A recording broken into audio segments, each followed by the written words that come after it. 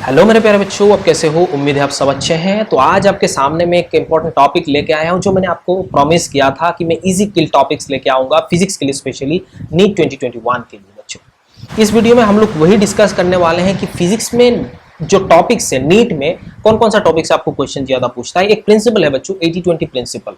20% of syllabus से 80% questions बन जाता है और वही 20% सिलेबस में आपके सामने शेयर करने वाला हूं। तो ये वीडियो तो बहुत खतरनाक होने वाला है आपका। आज इस वीडियो के बाद आपका प्रिपरेशन देखना कितना ऊपर चला जाता है। सारे टॉपिक आपको पढ़ना है और एंड तक इस वीडियो को देखना है ना बच्चों। तो इस एंड तक इस वीडियो को देखना है। सारे फिजिक्स का, सारे ईच एंड एवरी चैप्टर का मैंने किल टॉपिक्स लेके आया हूं। 20% टॉपिक्स लेके आया हूं जो 80% क्वेश्चंस आपका आराम से बना देगा बच्चों। है ना, बात समझ में आ रहा है? मैं 80% क्यों बोल रहा हूं, 100% यहाँ पे बनने वाला है। तो एक एक चैप्टर का आप देखिए और साथ में इसको स्क्रीनशॉट लेके रहिएगा, ठीक है ना। चलो तो चलिए शुरू करते हैं। तो सबसे पहले बच्चों आपके सामने है units and measurement. Units and measurement पे जैसे डायमेंशंस आपको बहुत बार पूछा गया, एरर के ऊपर क्वेश्चन पूछा जाता है। बट मेजरिंग इंस्ट्रूमेंट जो है वो नीट में बहुत ही कम पूछा जाता है, बट एक दो बार पूछा गया है वर्नियर कैलिपर, स्क्रू गेज के बारे में। बट ज्यादातर क्वेश्चंस आपको डायमेंशन एनालिसिस से पूछता है, एरर से पूछता है बच्चों। तो मैंने यहाँ पे जो सबसे ऊपर लिखूंगा तो वो आप समझ लेना कि इस टॉपिक से ज्यादा क्वेश्चन पूछा गया है, ठीक है ना। तो ये यूनिट्स एंड मेजरमेंट का बात हो गया। दूसरा आता है काइनेमेटिक्स। काइनेमेटिक्स में जो आपका लीनियर पैरामीटर्स है, जैसे डिस्प्लेसमेंट हो गया, डिस्टेंस हो गया, स्पीड हो गया, वेलोसिटी हो गया, एक्सीलरेशन हो गया, एवरेज एंड इंस्टेंटेनियस, आप उसको आराम से देखिएगा। यहाँ पे आप बोल सकते हो uniform acceleration, non uniform acceleration. जैसे acceleration is a function of time हो, कभी कभी दे सकता है। एक्सीलरेशन फंक्शन ऑफ डिस्प्लेसमेंट आपको कभी कभी दे सकता है। तो कैलकुलस के हेल्प से आप वो सारे क्वेश्चंस को आराम से सॉल्व कर सकते हो। बस उतना ही आपको देखना है बच्चों। फिर यूनिफॉर्म एक्सीलरेटेड मोशन, कभी एक्सीलरेशन आपका अगर कांस्टेंट आपको दे रखा है तो उस सिचुएशन पे आपको जो काइनेमेटिक इक्वेशंस है, 4 काइनेमेटिक इक्वेशंस है, वो सारे काइनेमेटिक इक्वेशन को ही अप्लाई करके आपको सॉल्व करना होता है। उसके बाद प्रोजेक्टाइल मोशन से आपको क्वेश्चन पूछता है। प्रोजेक्टाइल मोशन वैसे ग्राउंड प्रोजेक्टाइल मोशन, या फिर कभी बोल सकते हो किसी भी एक टावर के ऊपर हॉरिजॉन्टल प्रोजेक्टाइल, किसी भी टावर के ऊपर से प्रोजेक्ट कर दिया तो उस सिचुएशन में क्या होगा, या फिर एयरक्राफ्ट जा रहा है तो उस सिचुएशन में टारगेट को हिट करना चाहता है, तो ऐसा टाइप का क्वेश्चन आपको यहाँ पे पूछा जाता है। रिलेटिव मोशन पार्ट भी इंपॉर्टेंट है। रिलेटिव मोशन से आपको Rain Man problem and river boat problem, ये 2 प्रॉब्लम है, बहुत ज्यादातर आपको क्वेश्चन पूछता है। तो ये 4 टॉपिक है काइनेमेटिक्स में, आप ध्यान से इसको देखिएगा, आराम से देखिए, आपका काम बन जाएगा। उसके बाद अपन देखने वाले हैं न्यूटन्स लॉज ऑफ मोशन, जिसको अपन एनएलएम कहते हैं। उसमें से ज्यादातर क्वेश्चंस लिफ्ट प्रॉब्लम से पूछा जाता है। मान लो एक लिफ्ट है तो उसमें एक लड़की खड़ी है, तो उसका वेट क्या होगा, वेइंग मशीन नीचे डाल देता है, फिर वहां से मान लो कभी एक कॉइन को ड्रॉप कर दिया तो वो ग्राउंड पे स्ट्राइक करते वक्त कितना टाइम लगेगा, वगैरह वगैरह चीजें हैं। या फिर लिफ्ट एक्सीलरेट कर रहा है अपवर्ड डायरेक्शन पे, एक्सीलरेट कर रहा है डाउनवर्ड डायरेक्शन पे, ये सारे चीज आपको यहाँ पे पूछता है। मोशन ऑफ कनेक्टेड बॉडीज, मान लो एक बॉडी है, दूसरा बॉडी है, उसके साथ कनेक्ट किया गया है स्ट्रिंग के साथ, या फिर किसी एक बॉडी के साथ दूसरा बॉडी को अटैच कर दिया गया है, वैसा टाइप का क्वेश्चन आपको पूछता है एनएलएम से। बट ज्यादातर एनएलएम का क्वेश्चन आपको फ्रिक्शन से डिराइव करते हुए पूछता है। जैसे फ्रिक्शन नॉर्मल आप हॉरिजॉन्टल सरफेस का भी आप देख सकते हो, बट ज्यादा इंपॉर्टेंट है आप friction in inclined plane. Inclined plane वाला प्रॉब्लम आपको ज्यादा है। मान लो 2 इंक्लाइंड प्लेन ऐसे रखा है, यहाँ पे एक ब्लॉक रखा है, यहाँ पे एक ब्लॉक रखा, बीच में एक पुली रख दिया गया, तो उस सिचुएशन पे आपको फ्रिक्शन का जो कॉन्सेप्ट है उसको इस्तेमाल करके कभी एक्सीलरेशन पूछेगा, कभी स्लाइड करेगा नहीं करेगा, टेंशन कभी पूछ सकता है, वगैरह चीजें आपको यहाँ पे पूछ सकता है। उसके बाद ब्लॉक ओवर ब्लॉक, मान लो एक ब्लॉक है, उसके ऊपर एक ब्लॉक है, तो उस सिचुएशन में फ्रिक्शन का कॉन्सेप्ट लगा कि ये टुगेदर मोशन होगा कि नहीं, इतना फोर्स लगाएंगे तो क्या होगा, इनका टुगेदर एक्सीलरेशन क्या होगा, कॉमन एक्सीलरेशन क्या होगा, या फिर इसका दोनों का एक्सीलरेशन क्या होगा, वो सारे चीज आपको निकालना होता है, ठीक है। तो ये कॉन्सेप्ट यहाँ पे बन गया। उसके बाद आपको work power energy, work power energy से ज्यादा बहुत ही इंपॉर्टेंट है। कैलकुलेशन ऑफ वर्क का कैलकुलेशन आपको पूछा गया। कभी कांस्टेंट फोर्स होता है, कभी वेरिएबल फोर्स होता है। इस बार तो जो जुलाई अटेम्प्ट में जो जेईई मेंस एग्जाम हुआ था उसमें एक क्वेश्चन ही पूछ लिया, फोर्स का वैल्यू दे दिया, वाई फंक्शन है और 2 पॉइंट दे दिया, तो इस पॉइंट से उस पॉइंट पे जाएगा तो कितना वर्क का जरूरत है। तो ऐसा सिंपल क्वेश्चन जेईई मेंस में भी पूछ लिया, तो नीट में तो पूछेगा ही पूछेगा, है ना। तो वर्क का कैलकुलेशन आपको ज्यादातर आपको पूछा जाता है। फिर relation between potential energy and force, इसके ऊपर भी आपको क्वेश्चन पूछता है। जैसे हम जानते हैं फोर्स इज नथिंग बट दवा, यहाँ पे हम बोल सकते हैं ग्रेडियंट, नेगेटिव ग्रेडियंट ऑफ आप पोटेंशियल एनर्जी बोल सकते हो, या फिर आप यहाँ पे अगर वन डायमेंशनल का बात करेंगे तो force equals to minus d upon d x. तो ऐसा जो भी रिलेशन है उसको पढ़ेंगे। उसके बाद यहाँ पे आपको वर्क एनर्जी थ्योरम को ज़्यादा एम्फेसाइज करना है, क्योंकि बहुत कनेक्टिंग बॉडी स्प्रिंग लगाया हुआ होता है या ऊपर से ऐसे स्लाइड करते हुए आ रहा है। तो वर्क एनर्जी थ्योरम जो है initial kinetic energy plus minus work done equals to final kinetic energy, और you can say net work done equals to change in kinetic energy. This is called work energy theorem. तो work energy theorem से भी आपको question पूछता है। And work energy and power से और एक पार्ट का क्वेश्चन पूछता है, vertical circular motion. Vertical circular motion जैसे एक यहाँ पे एक ने स्ट्रिंग के साथ आपने एक बॉब लटका दिया, तो उसको वर्टिकल सर्कुलर मोशन करने में अगर पूरा वर्टिकल सर्कुलर मोशन कर रहा है तो इनिशियल वेलोसिटीज क्या होगा, केसेस वगैरह 3-4 केसेस है, वो सारे केसेस आपको देखना है। साथ साथ में यहाँ पे पावर का कैलकुलेशन कभी कभी पूछता है बच्चों, तो पावर का कैलकुलेशन भी आपको थोड़ा सा देखना है। मैंने यहाँ पे इसको इस टॉपिक को इंक्लूड नहीं किया, बट पावर का कैलकुलेशन भी आपको पूछता है। आपको अगर चाहिए तो इस जो स्क्रीन है यहाँ पे इसको स्क्रीनशॉट लेके आप रख सकते हो बच्चों, ठीक है। ओके, फिर यहाँ पे सेकुलर मोशन आ रहा है। सेकुलर मोशन पे आपको प्रॉब्लम्स ऑन एंगुलर पैरामीटर्स, जैसे आपको थीटा का वैल्यू कभी पूछता है, एंगुलर एक्सीलरेशन का वैल्यू पूछता है, एंगुलर वेलोसिटी का वैल्यू पूछता है। तो ये सारे चीज़ उसको कभी कभी डिराइव करके फ्रिक्शन के साथ डिराइव करता है। जैसे एक सिलेंडर है, सिलेंडर में वॉल में एक बॉडी रखा हुआ है, तो ऐसे ऐसे ये रोटेट कर रहा है ऐसे सिलेंडर, तो वो बॉडी भी उसके साथ रोटेट कर रहा है, किसके वजह से, फ्रिक्शन की वजह से। तो बोलेगा कि ये कितना रेस्ट में है, तो उसका म्यू का वैल्यू क्या होगा, फलाना, ये सारी चीज़ आपको पूछता है। हॉरिजॉन्टल सर्कुलर मोशन, जिसे कोन को लेके आप ऐसे ऐसे घुमाते हो, उसको आप देखने का जरूरत है। छोटा सा कॉन्सेप्ट है, बट क्वेश्चन आपको पूछता है। फिर बैंकिंग ऑफ रोड, जैसे एक रोड है ऐसे इंक्लाइंड है, बैंकिंग ऑफ रखा है, तो उस सिचुएशन पे गाड़ी चल रहा होता है, मैक्सिमम फ्रिक्शन, मिनिमम फ्रिक्शन यहाँ पे पूछता है। मिनिमम फ्रिक्शन कितना होगा, मिनिमम फोर्स क्या होगा, एंगल क्या होगा, बैंकिंग ऑफ रोड का ये जो एंगल ऑफ बैंकिंग वो आपको निकालना है। वो सारे चीज आपको यहाँ पे कॉन्सेप्ट पूछता है ना बच्चों। Centre of mass and collisions, centre of mass में आपको ज्यादातर इंपॉर्टेंट चीजें है आप देखना है, calculation of centre of mass, KVT problems.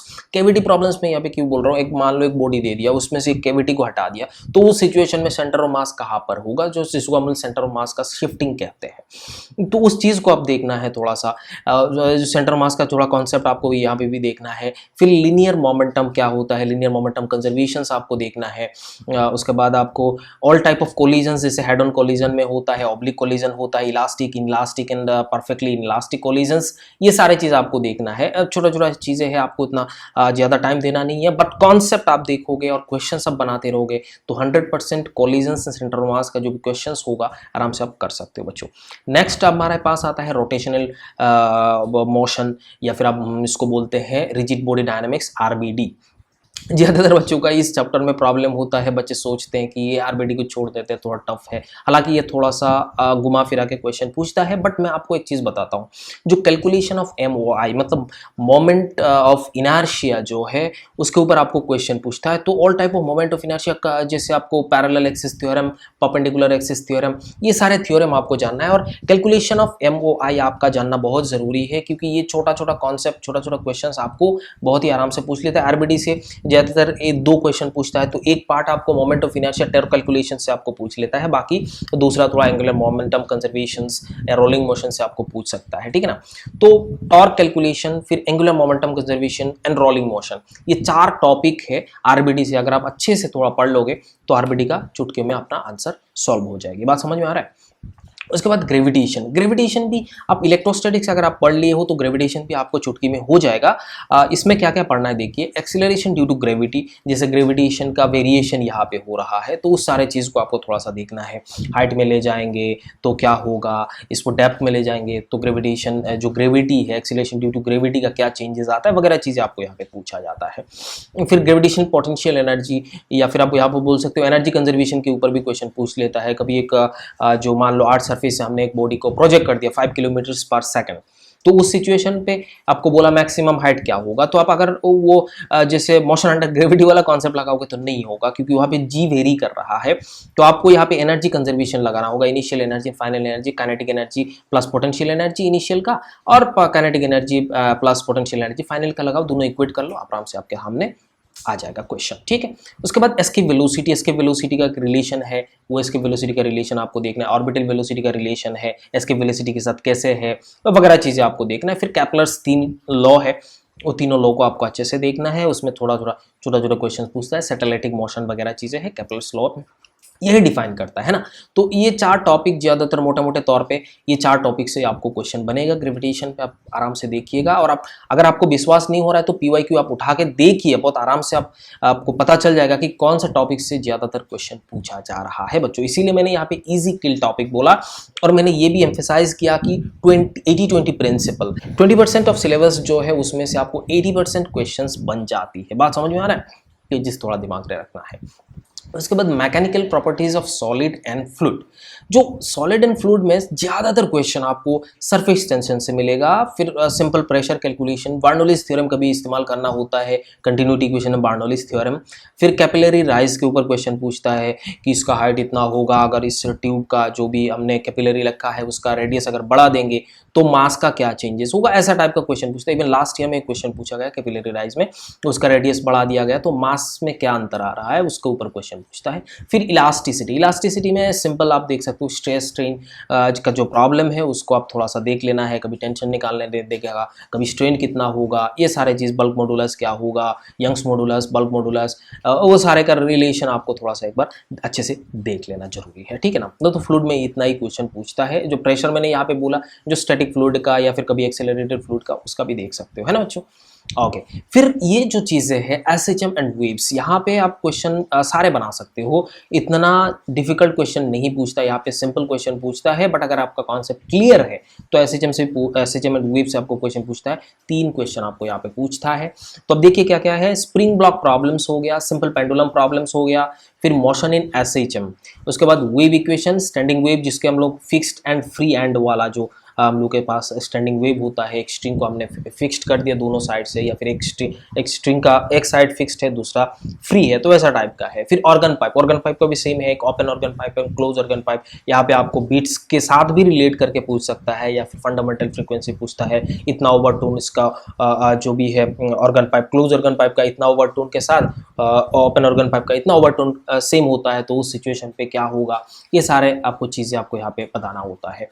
फिर बीट्स से क्वेश्चन पूछता है, बीट्स जैसे आप ट्यूनिंग फॉक का इसमें वैक्स कर दिए, फाइलिंग कर दिए, तो ट्यूनिंग फॉक का जो बीट्स बनेगा दोनों का वो क्या होगा, वगैरह वेरिएशन आपको पूछता है। ज़्यादातर क्वेश्चन बीट्स से क्वेश्चन पूछता है, हम देखोगे। फिर डॉपलर्स इफेक्ट, साउंड का वेरिएशन कैसा, डॉपलर इफेक्ट आपको देखना है, Doppler effect mean sound only, light का नहीं चाहिए आपको। सो डॉपलर इफेक्ट आप सिर्फ साउंड वाला पढ़िएगा, ये इधर सोर्स अप्रोच कर रहा है, या फिर आप बोल सकते हो कभी जो ऑब्जर्वर है वो अप्रोच उधर से भाग रहा है या अप्रोच कर रहा है, या फिर बीच में एक बड़ा सा दीवार है, वहाँ पे एक गाड़ी आ रहा है, हॉर्न बजा रहा है, तो ड्राइवर के कान पे कितना फ्रीक्वेंसी आएगा। या फिर 2 फ्रीक्वेंसी होता है, एक डायरेक्ट होता है, एक इनडायरेक्ट होता है। एक डायरेक्ट खुद बजाता है और दूसरा इनडायरेक्ट, मतलब आप बोल सकते हो कि टकरा के वापस उसके कान पे जा रहा है, तो सिचुएशन पे हो सकता है बीट के साथ रिलेट करके आपको क्वेश्चन बनाते। बात समझ में आ रहा है?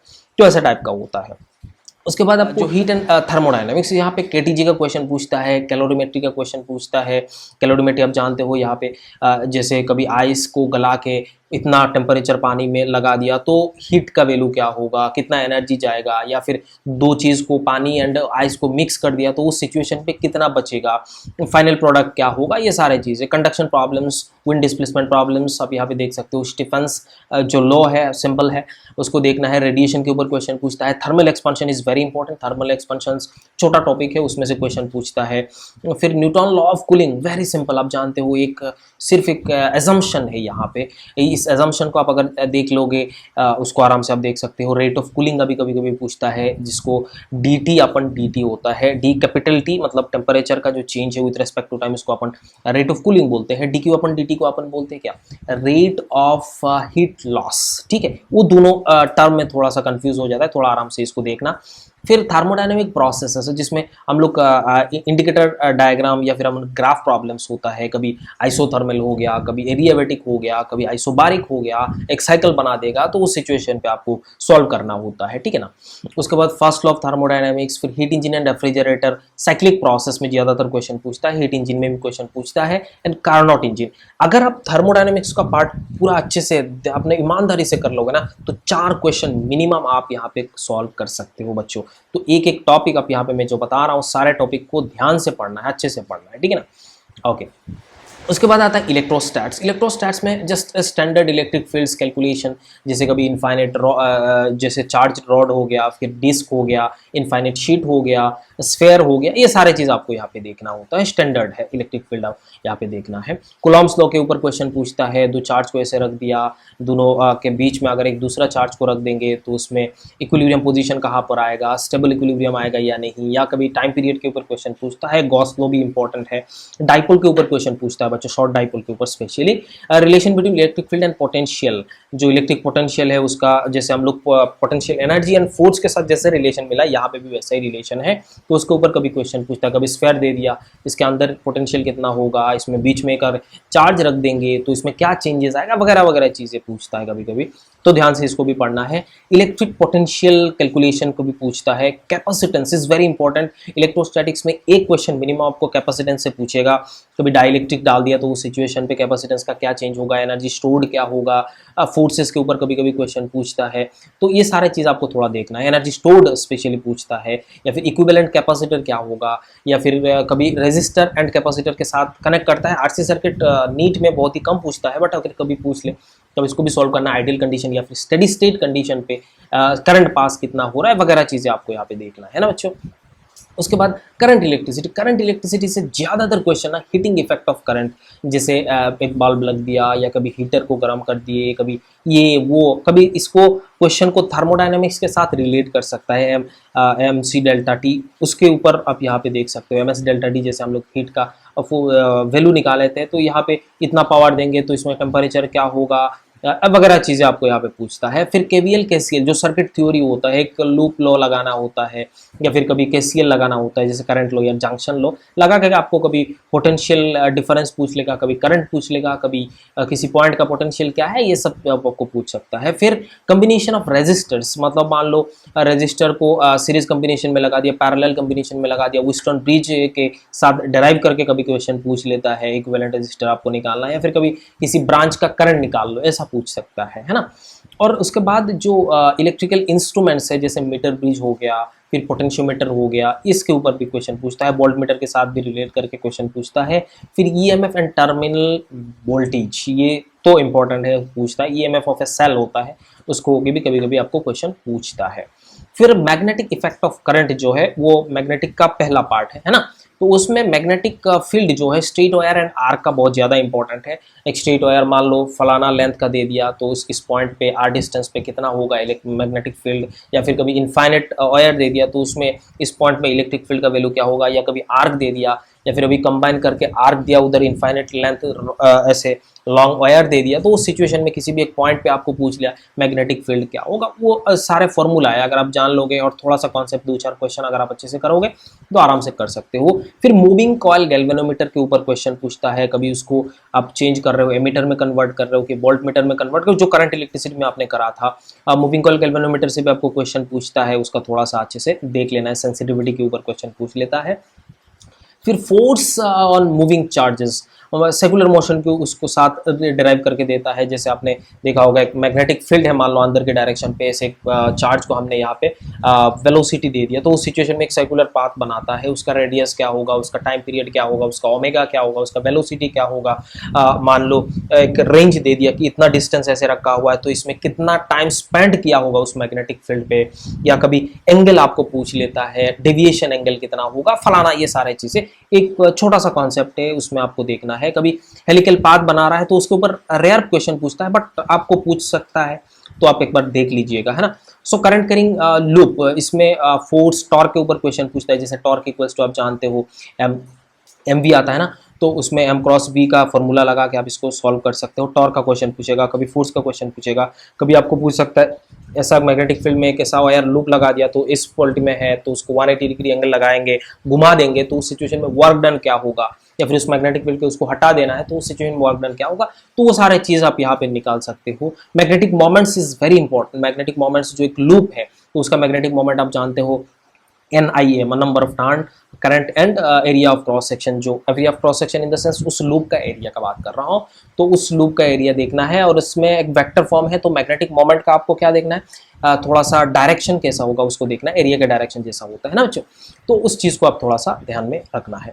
फिर आता है मैग्नेटिज्म। मैग्नेटिज्म में बार मैग्नेट के ऊपर क्वेश्चन पूछता है, कभी 2 बार मैग्नेट यहाँ पे रख दिया तो उस सिचुएशन में क्या होगा, या बार मैग्नेट को बीच में से काट दिया तो उस सिचुएशन में उसका मैग्नेटिक मोमेंट में क्या चेंज होगा, ये सारे चीज़ें। फिर मैग्नेटिक मटेरियल के ऊपर क्वेश्चन पूछता है, जैसे डायमैग्नेटिक, फेरोमैग्नेटिक, पैरामैग्नेटिक के ऊपर क्वेश्चन पूछता है। फिर अर्थ मैग्नेटिज्म के ऊपर क्वेश्चन पूछता है। अर्थ मैग्नेटिज्म में आपको ज्यादातर question angle of deep and angle of inclination के ऊपर क्वेश्चन पूछता है बच्चों।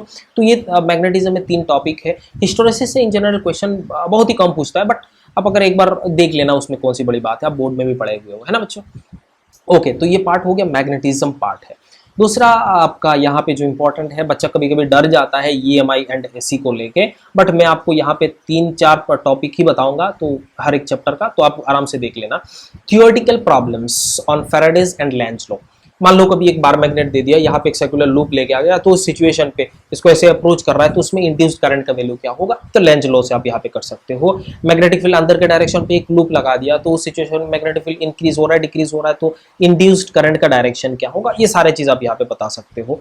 उसके बाद मोशनल ईएमएफ, मान लो एक ऐसे घुमा रहे हो एक रॉड को तो उस सिचुएशन में ईएमएफ का वैल्यू क्या होगा, है ना, या रोटेट करा रहे हो तो उस सिचुएशन में ईएमएफ का वैल्यू क्या होगा। सिंपल है, थोड़ा सा फॉर्मूला देखना है, थोड़ा सा कॉन्सेप्ट आपको देखना है। सेल्फ इंडक्शन के ऊपर कभी कभी क्वेश्चन पूछता है। उसके बाद म्यूचुअल इंडक्शन, मान लो एक यार यहाँ पे बड़ा सा रख दिया, दूसरा यहाँ पे छोटा सा रख दिया, तो उसके मैग्नेटिक फील्ड के कारण यहाँ पे इंड्यूस्ड इंडक्शन जो होता है, इंड्यूस्ड करंट आता है, तो वो म्यूचुअल इंडक्शन का एक कांस्टेंट है। वो म्यूचुअल इंडक्टेंस जो डायमेंशन के ऊपर डिपेंड करता है, आपका वहाँ पे आपका कौन सा मीडियम में रख रहे हो उसके ऊपर डिपेंड करता है, ये सारे चीज के ऊपर डिपेंड करता है ना। ये हो गया ईएमआई का है। Theoretical problem, motional EMF, self induction and mutual induction, 4 topic है, अब अच्छे थोड़ा सा आराम से देख लेना है ना। उसके बाद यहाँ पे एसी के ऊपर मैं बताता हूँ। एसी में आपको ना जो different types of AC circuit, जिसको अपन सिंपल आपका आर सर्किट का नहीं पूछता है, कभी सी सर्किट का नहीं पूछता है, कभी एल सर्किट का नहीं पूछता है, प्योरली ऐसा नहीं पूछेगा। आपको आरएल सर्किट, आरसी सर्किट या फिर तीनों मिला के series combination, only series combination ही आपको पूछेगा। क्यू फैक्टर कैलकुलेशन आपको यहाँ पे निकालना है। क्यू फैक्टर आप जानते हो कैसे निकालना, एक छोटा सा फॉर्मूला है। फिर RMS value and average value. RMS value जैसे करंट का एवरेज वैल्यू क्या है, करंट का आरएमएस वैल्यू क्या है, ये सारे चीज आपको कभी कभी पूछ लेता है। ट्रांसफार्मर के ऊपर ये number of turns, step up transformer, step down transformer हो गया। फिर यहाँ पे नंबर ऑफ टर्न्स में कैसे चेंज हो रहा है, करंट का कैसे चेंज हो रहा है, primary current, secondary current, primary voltage, secondary voltage, ये थोड़ा सा एक रिलेशन है ट्रांसफार्मर में, ज्यादा कुछ पूछता नहीं है, जस्ट एक रिलेशन है, वो 2 लाइन रिलेशन, फ्लक्स का चेंज हो रहा है म्यूचुअल इंडक्शन के वजह से होता है। थोड़ा थ्योरी एंड फॉर्मूला, 2 फॉर्मूला है, वो कंबाइन करके आपको पढ़ना है, बस खत्म। एसी है ना, तो ईएमआई एंड एसी में ज्यादा कुछ नहीं है, यही पढ़ना है। उसके बाद इलेक्ट्रोमैग्नेटिक वेव बच्चों, वेरी इंपॉर्टेंट, छोटा सा टॉपिक है, एक क्वेश्चन 100% मिलेगा आपको। ये टॉपिक ज्यादा आप पढ़ने का जरूरत भी नहीं होता है, कम टाइम में 1-1.5 घंटे में आप कर सकते हो आराम से, उसको पढ़ लेना है ना, इसको छोड़ना बिल्कुल नहीं है। Properties of electromagnetic wave, properties आपको देखना है, डिस्प्लेसमेंट करंट का डेफिनेशन देखना है, फॉर्मूला उसको देखना है, एंड मैक्सवेल्स इक्वेशंस देखना है। कभी कभी यहाँ पे आपको एनर्जी डेंसिटी के ऊपर क्वेश्चन पूछता है, मैक्सवेल्स इक्वेशन के ऊपर पूछेगा, ये सारे चीज आप यहाँ पे देख सकते हो बच्चों, ठीक है ना। ओके, आगे बढ़ते हैं। Ray optics and optical instruments. Ray optics में आपको ज्यादातर क्वेश्चन प्रिज्म में पूछा गया है, अभी तक प्रिज्म से ही क्वेश्चन पूछता है। लेंस एंड मिरर से क्वेश्चन पूछता है, इसमें ज्यादा कुछ नहीं है।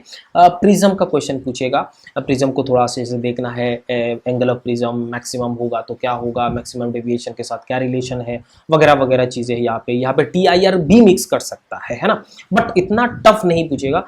आप यहाँ पे बोल सकते हो सिंपल क्वेश्चन पूछेगा, है ना। कभी मिरर का वेलोसिटी वाला क्वेश्चन पूछ सकता है, लेंस का वेलोसिटी वाला क्वेश्चन पूछ सकता है। Lens maker formula is very important, lens maker formula आपको अच्छे से देखना है।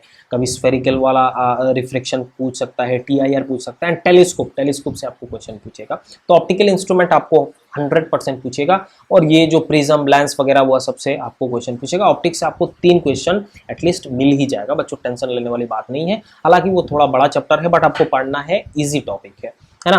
और वेव ऑप्टिक्स में YDAC ही तो क्वेश्चन पूछता है, डिफ्रेक्शन या फिर कभी पोलराइजेशन। बात समझ में रहा है, यही 3 टॉपिक आपको पढ़ना है, YDAC पढ़ना है, डिफ्रेक्शन पढ़ना है, पोलराइजेशन पढ़ना है। यही लिमिटेशन ऑफ YDAC आपको नहीं पढ़ना है, वो जेई के सिलेबस में है, बट आप अगर पढ़ना चाहते हो, बहुत अच्छा खासा आप तैयारी कर रहे हो, तो उस जो पढ़ सकते हो, बट आपको जरूरत नहीं है ना। ठीक है, YDAC, डिफ्रेक्शन एंड ये बस वेव ऑप्टिक्स खत्म। Wave optics, ray optics and wave optics अगर पढ़ लोगे ना तो 3-4 क्वेश्चन आप पक्का बना सकते हो आराम से, है ना। उधर थर्मोडायनेमिक्स मैंने बताया 4 क्वेश्चन, इधर 7 तो क्वेश्चन हो ही चुका है ये 2 चैप्टर से, है ना। उसके बाद dual nature of matter and radiation, यहाँ पे जिसको आप लोग फोटो इलेक्ट्रिक इफेक्ट भी बोलते हो। De Broglie wavelength is very important बच्चों। डी ब्रोगली वेवलेंथ से हमेशा क्वेश्चन पूछता है। अब डी ब्रोगली वेवलेंथ वाला पार्ट में सिंपल है, वेवलेंथ क्या होता है, h/mb, खत्म। उसमें से कभी इलेक्ट्रॉन का, कभी आपको कोई अल्फा पार्टिकल का, या फिर कभी पार्टिकल का ऐसा मोशन हो रहा है, कभी काइनेटिक एनर्जी के साथ रिलेट कर देता है, कभी थर्मोडायनेमिक्स के साथ रिलेट करता है। अनचार्ज्ड कोई एलिमेंट होगा, अनचार्ज कोई पार्टिकल होगा, तो उस सिचुएशन पे, है ना। तो आइंस्टाइन फोटो इलेक्ट्रिक इफेक्ट जो है, फोटो इलेक्ट्रिक इक्वेशंस, स्पेशली यहाँ पे आइंस्टाइन फोटो इलेक्ट्रिक इक्वेशंस, उसके ऊपर क्वेश्चन पूछता है। कभी मैक्सिमम एनर्जी पूछ लेगा, कभी फोटोन का ये एनर्जी दे दिया, वहाँ पे इसका वर्क फंक्शन इतना दे दिया, तो what will be the maximum kinetic energy. ज्यादातर वैसा क्वेश्चन आपको देखने को मिलेगा। फोटो इलेक्ट्रिक एक्सपेरिमेंट्स, जैसे ग्राफ आपको देखना है, स्टॉपिंग पोटेंशियल का ग्राफ देखना है, करंट के साथ पोटेंशियल का क्या रिलेशन है, और उसको थोड़ा देखना है। फोटो करंट कैसे बढ़ता है, कैसे डिक्रीज होता है, उसका ग्राफ, सेचुरेशन करंट का ग्राफ कैसा है, बस वैसा टाइप का कुछ चीजें आपको देखना है। उसके बाद एटम्स, एटम से ज्यादातर बोर्स मॉडल ऑफ एटम आपको पूछता है। 3 पोस्टुलेट से उसको आराम से देखना है, वो डिराइव करते हुए आपको आर का वैल्यू पूछता है, कभी वी का वैल्यू पूछता है, कभी मैग्नेटिक इंडक्शन का पूछता है, करंट का पूछता है, टाइम पीरियड का पूछता है। ये जो सारे चीज आप केमिस्ट्री में भी पढ़ लोगे, है ना। तो वह चीज मैग्नेटिक मोमेंट का कभी पूछ लेता है क्वेश्चंस। स्पेक्ट्रल सीरीज, जैसे लाइमन सीरीज, बेलमर सीरीज, कभी लाइमन सीरीज का फर्स्ट लाइमन सीरीज, उधर बेलमर फर्स्ट सीरीज जो सेकंड है सीरीज लाइन है, उसका रिलेशन आपको कभी बोल देगा। दोनों सेम बोल दिया मान लो, तो उस सिचुएशन पे आपको निकालना होता है, बस वैसा टाइप का इसमें देखना है। लाइमन सीरीज कहाँ से किधर हो रहा है, बेलमर सीरीज कहाँ से किधर हो रहा है, पर्स्टन सीरीज कहाँ से किधर हो रहा है, वो सारे चीज आपको थोड़ा सा देखना है, थ्योरेटिकल पार्ट है ना। मॉडर्न फिजिक्स आपको छोड़ना नहीं है बच्चों। मॉडर्न फिजिक्स से 5 से 7 क्वेश्चन, हमेशा मैक्सिमम 8 क्वेश्चन पूछा गया है, तो मैं ऑन एवरेज अब मैं बोल सकता हूँ 6 क्वेश्चन आपको यहाँ से बनेगा। बात समझ में आ रहा है। उसके बाद न्यूक्लियर, न्यूक्लियर में रेडियो एक्टिविटी में ज्यादा एम्फेसाइज किया जाता है। रेडियो एक्टिविटी आपको पढ़ना है बहुत ही अच्छे से। मास एनर्जी इक्विवेलेंट इक्वेशन है, E equals to del m c square, या फिर आप बोल सकते हो 931.5 million electron volt into mass defect. तो इसके ऊपर क्वेश्चन पूछता है। टाइप ऑफ डीके, डीके के 3 टाइप है, alpha decay, beta decay and gamma decay. Alpha decay में थोड़ा देखना है, बीटा डीके में तो कुछ थ्योरेटिकल क्वेश्चंस होता है। लॉ ऑफ कंजर्वेशन यहाँ पे वैलिड नहीं होता है बीटा डीके में। Beta plus, beta minus decay क्या होता है। और न्यूक्लियर बाइंडिंग एनर्जी के ऊपर क्वेश्चन पूछना है, कभी nuclear binding energy per nucleon दे दिया, वगैरह चीजें आपको पढ़ना है अच्छे से, है ना। कभी ग्राफ दे दिया, कभी इसको स्प्लिट कर दिया, न्यूक्लियर फिजन देख लिया, न्यूक्लियर फ्यूजन देख लिया, तो वो सारे चीज आपको क्वेश्चन पूछता है। थोड़ा सा अच्छे से इस न्यूक्लियर पार्ट को पढ़ना है। उसके बाद सेमीकंडक्टर बच्चों, सेमीकंडक्टर में ज्यादातर क्वेश्चन लॉजिक गेट से पूछता है ना। So logic gate is very important. PN junction and its application आपको पढ़ना है। टाइप ऑफ सेमीकंडक्टर कितना टाइप का है, transistor and its application theory है।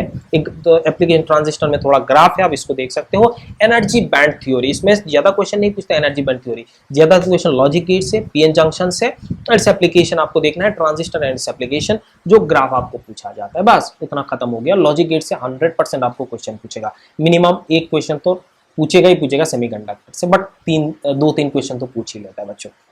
तो आई होप आपको इतना सारे चीज़ें समझ में आ गया होगा, है ना। अब यहाँ पे तो खत्म ही हो गया सारे चीज़ें। मैंने 23 चैप्टर का मैंने यहाँ पे इंक्लूड किया, मतलब अब बोल सकते हो फुल फिजिक्स का मैंने बता दिया कि 20% सिलेबस से आपको 80% क्वेश्चन बनता है।